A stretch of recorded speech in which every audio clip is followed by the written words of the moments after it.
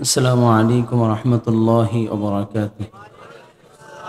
আমরা অনেকেই চার দোকান বা রাস্তাঘাট দোকানপাটে আছি যে চরমনায়ের শায়েখ আসবেন, এরপর আমরা বয়ান শুনব, নাম ঘোষণা হবে, দৌড় দিয়ে আসব। আপনারা অবগত আছেন বাংলাদেশ মুজাহিদ কমিটি কর্তৃক যে মাহফিলগুলো হয়, তথাকথিত চরমনায়ের আমির নাইবা আমিরুল মুজাহিদিনের যে মাহফিলগুলো হয়, সেই মাহফিলগুলোতে হুজুরদের নাম ঘোষণা করা হয় না, জিকিরের মাধ্যমেই আলোচনা শুরু হয়ে যায়। আমি আসছি কয়েক মিনিট কথা বলবো। হুজুরের 9টা বাজে স্টেজে ওঠার কথা, তার মানে খুব সন্নিকটে হুজুর চলে আসছেন, আলহামদুলিল্লাহ। আরো জোরে হুজুর আসুক, আলোচনা করুক, কে কে চাই নারে তাকবীর। এই আওয়াজে শরীফকাঠির মানুষের আওয়াজ এত কম আগে জানা ছিল না। শরীফকাঠির মানুষের আওয়াজ এত কম জানা ছিল না। আরেকটা তাকবীর হোক, নারে তাকবীর। পিছনের বাইরা জোরে নারে তাকবীর। হুজুর আসবেন, আলোচনা করবে, কে কে চাই? 2টা হাত উঁচু করে নারে তাকবীর। অতি সংক্ষেপ কয়েকটি কথা বলবো। হুজুর চলে আসবেন, কথা বলবেন, ইনশাআল্লাহ দিলের কান থেকে আমলের নিয়তে শুনবো, পারবো না ইনশাআল্লাহ। লা ইলাহা ইল্লাল্লাহ, লা ইলাহা ইল্লাল্লাহ, লা ইলাহা ইল্লাল্লাহ, লা ইলাহা ইল্লাল্লাহ। রসূলে खुदा की गुलामी में क्या है, जरा तुम गुलामी में आकर तो देखो।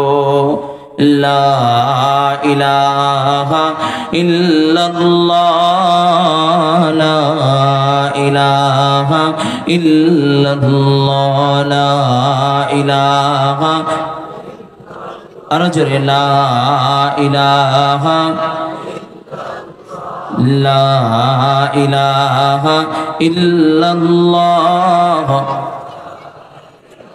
কার জিকির, জবান খুলে মুমিনের আওয়াজে বলেন কার জিকির। আরো জোরে আওয়াজ করে উচ্চ স্বরে বলেন কার জিকির। লা ইলাহা ইল্লাল্লাহ, লা ইলাহা। জিকির করলে গুনাহ হবে নি? জোরে বলেন গুনাহ হবে নি? তাহলে জবান খুলে লা ইলাহা, আরো জোরে লা ইলাহা, লা ইলাহা ইল্লাল্লাহ, লা ইলাহা ইল্লাল্লাহ। জিকির করব কার? জবান খুলে মুমিনের আওয়াজে বড় জিকির করব কার? রে কলিজার যুবক, আল্লাহ পাক রব্বুল আলামিন আহকামুল হাকিমিন, যেই ব্যক্তি জিকির করে তার দিকে কুদরতি নজর দিয়ে তাকায় থাকে, সুবহানাল্লাহ। জাকিরিন বান্দাকে আল্লাহ তাআলা বড় মোহাব্বত করেন, জাকিরিন বান্দাকে আল্লাহ বড় ভালোবাসেন।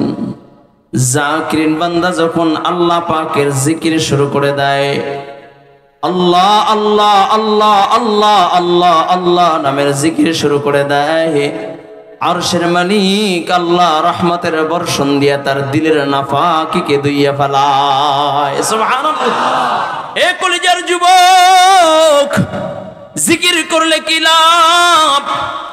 জিকির করলে অন্তর পরিষ্কার হয়ে যায়, অন্তরের নেফাকি আল্লাহ পাক রব্বুল আলামিন দূর কইরা পাক অন্তর বানায় দেয়, সুবহানাল্লাহ।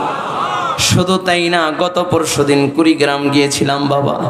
কুড়িগ্রাম এক আল্লাহর বান্দা 32 বছর পর নদীতে যখন কবর ভেঙা যায়, 32 বছর পরও লাশ তাজা পাওয়া গিয়েছে, কাপড়ের কাপড় নষ্ট হয় নাই।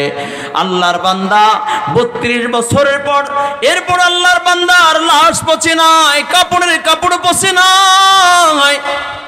কারণ কি কয়? কারণ হইল জবানে ছিল আল্লাহ পাকের জিকির। আল্লাহ পাকের জিকির এত পরিমাণে করতেন, মানুষ গুগু মুন্সি বলিয়া ডাকতো, এত পরিমাণে আল্লাহ পাকের জিকির করত।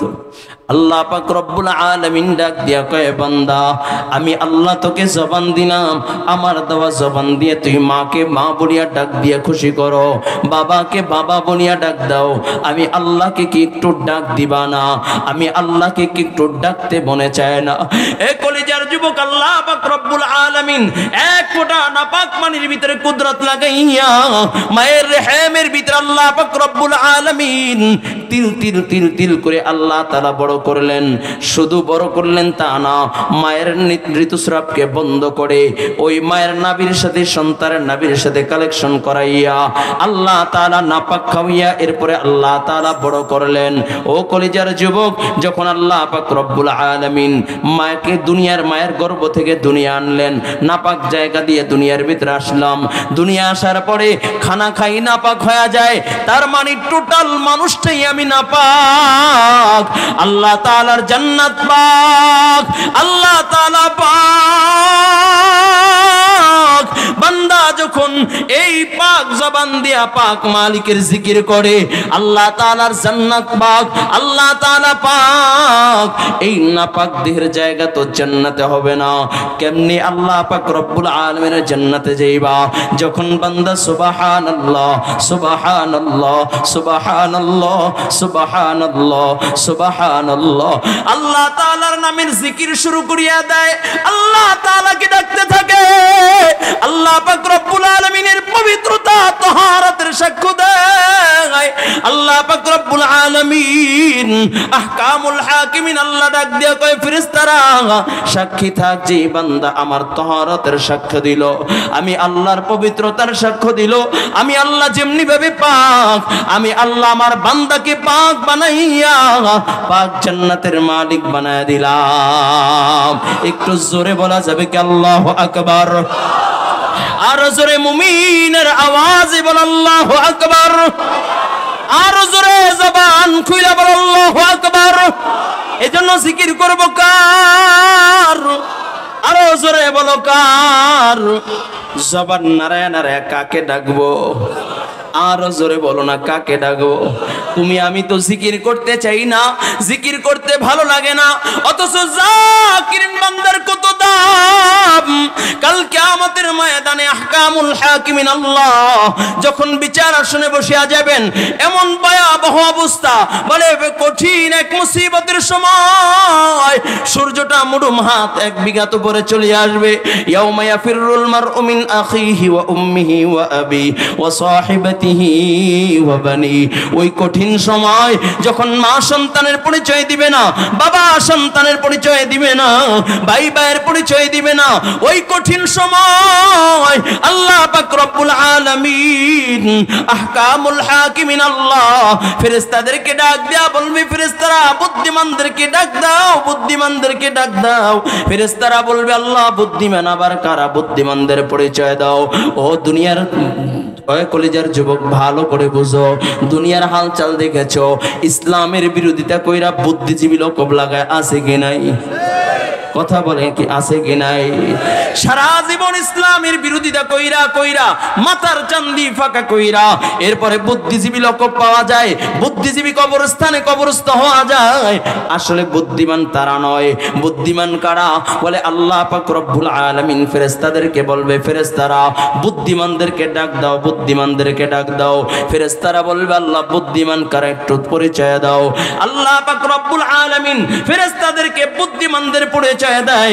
আল্লাহ পাক রব্বুল আলামিন বলেন, আল্লাযীনা ইয়াযকুরুনাল্লাহ কিয়ামান ওয়া কুউদান ওয়া আলা জুনুবিহিম ওয়া ইয়াতাফাক্কারুনা ফি খালকিস সামাওয়াতি ওয়াল আরদ রব্বানা মা খালাকতা হাযা বাতিলান সুবহানাকা ফাকিনা আযাবান নার। কয় বুদ্ধিমান কারা? আল্লাহ তাআলা বলেন, যারা দাঁড়ানো অবস্থায়, বসা অবস্থায়, শোয়া অবস্থায়, ইয়ানি যে হালাতে থাকে সেই অবস্থায় আমি মালিকের জিকির করে, তারাই হলো বুদ্ধিমান, তারাই হলো বুদ্ধিমান। বুদ্ধিমান। ও কলিজার যুবক, কেমনে বুঝাইলে বুঝবা বাবা? বুদ্ধিজীবী হওয়ার জন্য, আল্লাহর কাছে মাহবুব হওয়ার জন্য কোটি কোটি টাকার দরকার নাই। আল্লাহ তাআলার কাছে প্রিয় হওয়ার জন্য সুন্দর চামড়ার দরকার নাই। আল্লাহ তাআলার কাছে প্রিয় হওয়ার জন্য দামি দামি পোশাকের দরকার নাই। আল্লাহ তাআলার কাছে প্রিয় হওয়ার জন্য বিশাল বড় বড় অট্টালিকার মালিক হওয়ার দরকার নাই। আল্লাহ তাআলাকে পাবার জন্য একটা দিলের দরকার। দিল, যেই দিলের ভিতরে থাকবে আল্লাহ, কে থাকবে জোরে বলেন? যেই দিলের ভিতরে কে থাকবে? আর জোরে আওয়াজ করে বলেন কে? ও দিল দিল নেহি है जिस दिल में अल्लाह नहीं, ओ गुल गुल नहीं है जिस गुल में वो नहीं। কয় ওই দিলটা দিল না যেই দিলের ভিতরে আল্লাহ নাই, ওই ফুলটা ফুল না যেই ফুলের ভিতরে ঘ্রাণ নাই। কলিজার যুবক, টাকা কামাইলাম, দন দৌলত করলাম, গাড়ি বাড়ি করলাম, কিন্তু আল্লাহ তাআলার সাথে সম্পর্ক করতে পারলাম না। দুনিয়ার হায়াত শেষ করে ফেললাম। আমার মতো কপাল পোড়ার কেউ নাই, কেউ নাই। এখনো সময় আছে রে বাবা, তওবা করো, তওবা করো, আল্লাহ তাআলার মাহবুব হইয়া দুনিয়ার থেকে বিদায় নাও। আজকে যেহেতু শায়েখে চরমনাই জিন্দা শাহজালাল বলে যে বাতিলের সামনে কখনো মাথা নত করে না। আপনারা জানেন 5ই আগস্ট ফ্যাসিস্টদের বিরুদ্ধে যখন গোটা দেশ যখন ফ্যাসিস্টদের বিরুদ্ধে ছাত্ররা যখন নিরুপায় হইয়া বড় বড় দলের দিকে তাকাইয়া ছিল, তখন এই নায়েবে আমিরুল মুজাহিদিন জিন্দা শাহজালাল কয়ে ছাত্রদের সামনে, বুলেটের সামনে বুকটা পেতে দিয়েছেন যে কখনো বাতিলের সাথে আপোষ করেন নাই। এমন একজন আধ্যাত্মিক ও রাজনৈতিক রাহবার আজকে আমাদের কাছে আসবেন, আমাদের সাথে আমাদেরকে নিয়ে বয়ান করবেন, এখানে তওবা করাবেন। ও কলিজার যুবক, আজকে যারা আসছি শায়েখের হাতে হাত দিয়ে এখান থেকে তওবা কইরা আজকে গুনাহ মুক্ত জীবন গড়ার ওয়াদা কইরা এখান থেকে বিদায় নিব। কে কে পারবে? আল্লাহু আকবার। আল্লাহ কবুল করে নাও, আল্লাহ কবুল করে নাও। ও কলিজার যুবক, কেমনে বুঝাইলে বুঝবারে বাবা? এ দুনিয়ার কোন সংক্ষিপ্ত হায়াত দিয়ে আল্লাহ তাআলা পাঠিয়েছেন। কেউ দুনিয়ায় চিরস্থায়ী থাকে না, কেউ দুনিয়ায় চিরস্থায়ী থাকতে পারবে না।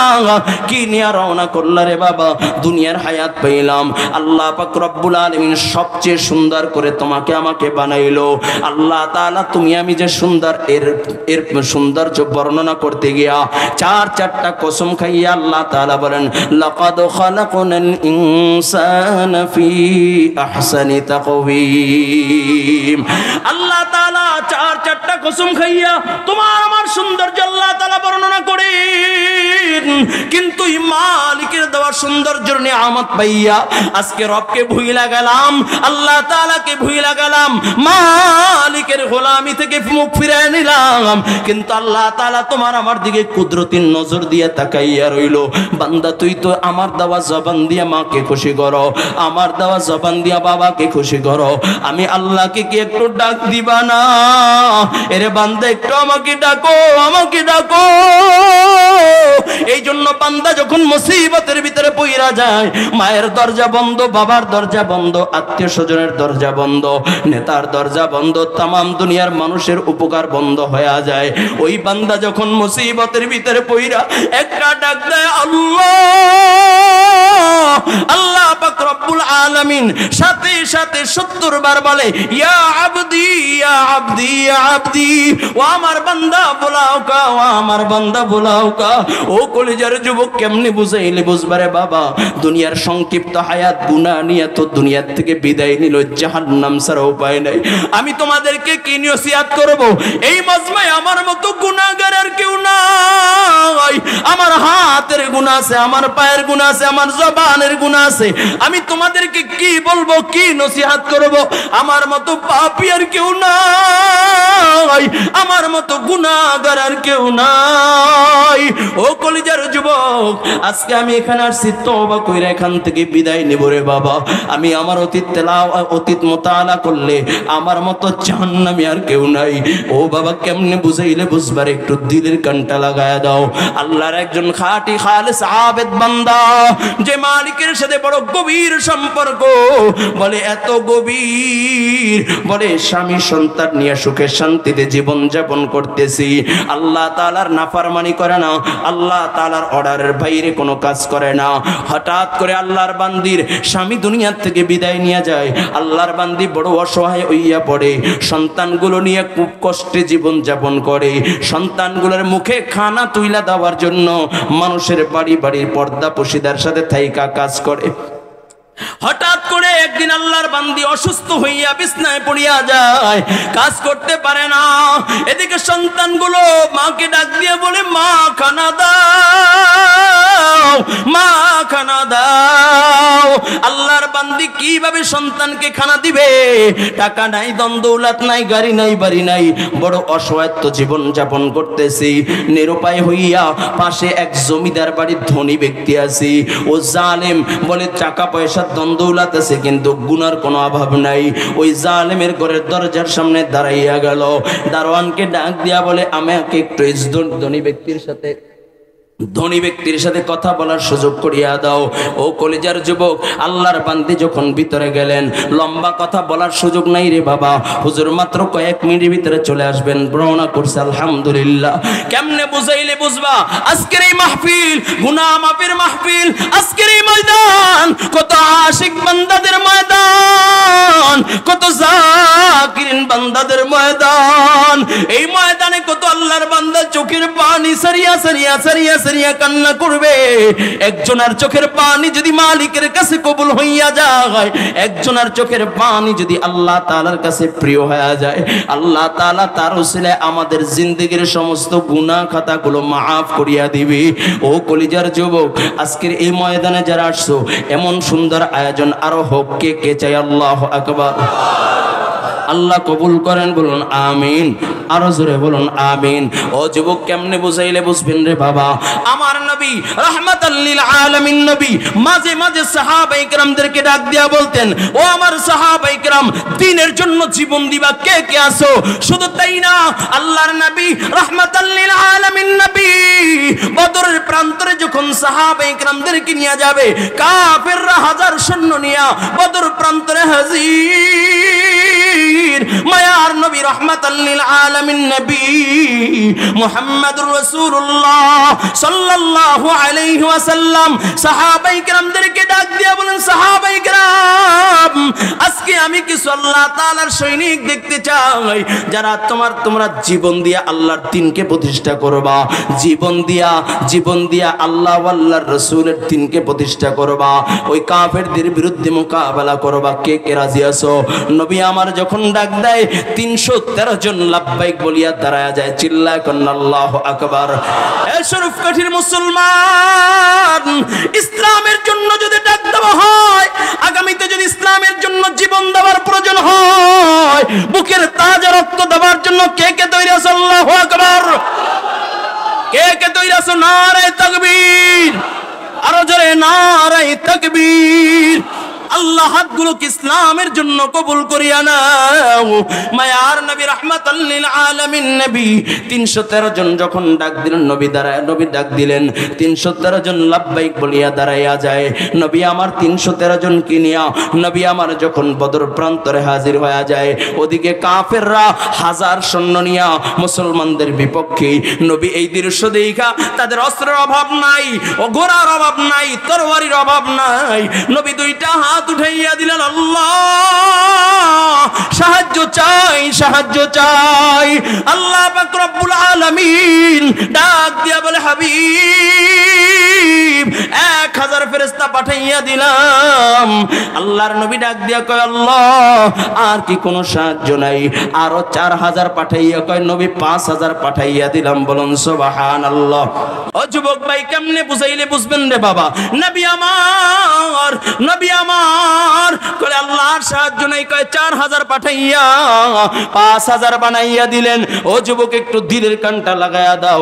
নবী আমার রাহমাতাল লিল আলামিন নবী বলে, 5000 সৈন্য আসলো, বদরের যুদ্ধ শুরু হয়ে গেল। লম্বা ঘটনা। আল্লাহ তাআলা বিজয় দান করলেন, মুসলমানরা বিজয় হইলেন।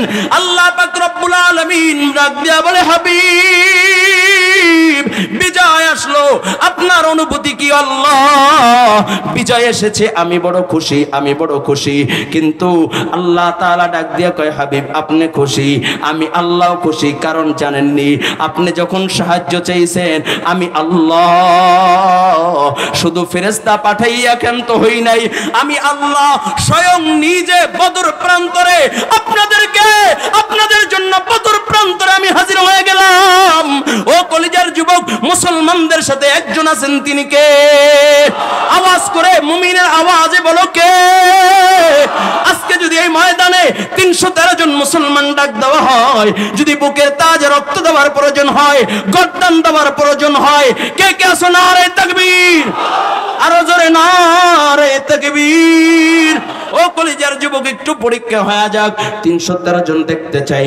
একজন আল্লাহর বান্দা দাঁড়াইয়া বলবা, হুজুর আমি নবীর প্রেম সাগরে ডুব দিয়া নবীর মোহাব্বতে এখন 1000 টাকা আজকের এই মাহফিলে দিয়া দিলাম।